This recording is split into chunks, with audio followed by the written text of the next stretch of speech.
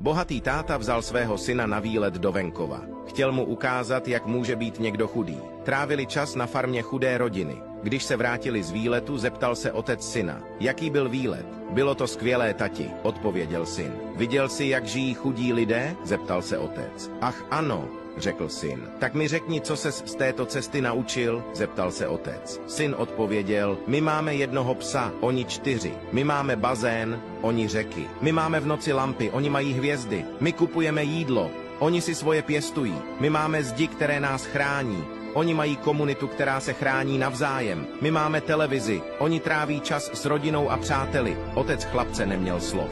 Potom jeho syn dodal, díky tati, že jsi mi ukázal, jak jsme chudí. Morálka příběhu. Nejsou to peníze, které nás činí skutečně bohatými. Je to jednoduchost, láska, soucit, přátelství, hodnota a rodina. Tyto věci činí náš život bohatým.